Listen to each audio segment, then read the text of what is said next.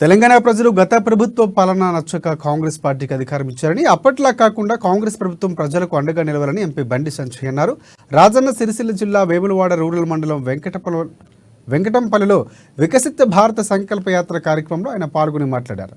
ఇక మాల్దీవ్స్కి భారత ప్రజలు బుద్ధి చెప్పారని, భారతీయులందరూ తలుచుకుంటే ఎవరికైనా తలదించుకోవాల్సిందని కూడా ఆయన స్పష్టం చేశారు.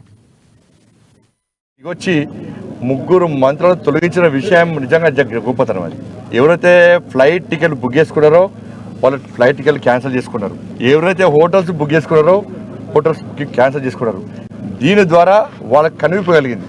భారతదేశం జోలికి వస్తే, భారతదేశ ప్రధాని విమర్శిస్తే భారతీయ సమాజం ఏ విధంగా ఐక్యతతో గుణపాఠం చెప్తుందో, ఏ విధంగా ఐక్యత ప్రదర్శిస్తుందో ఇవాళ దాన్ని ప్రపంచానికి చాటి చెప్పినటువంటి ఘనత ఇలా భారతీయ సమాజం.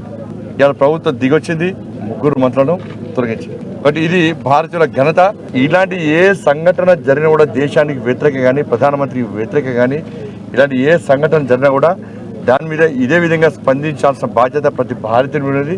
స్పందించిన వారికి అందరూ కూడా హృదయపూర్వక కృతజ్ఞతలు, అభినందనలు, ధన్యవాదాలు. నేను విమర్శలు చేస్తే కేసీఆర్ కొడుకు నా మీద కోర్టులో కేసేసి కేసీఆర్ కొడుకు పేరు తీయదని చెప్పి నా మీద కోర్టు ఆర్డర్ వరకు వచ్చాడు, రాజకీయంగా ఎదుర్కొన్న దమ్ము లేక. కానీ గ్లోబల్ అయిన సంస్థ ఎవరిది? నష్టపోయిన ఆత్మహత్య చేసుకున్న విద్యార్థుల భవిష్యత్తు ఏంది, వాళ్ళ కుటుంబాల భవిష్యత్తు ఏంది? ఈ సంఘటనకు బాధ్యులైన విషయంలో సిట్టే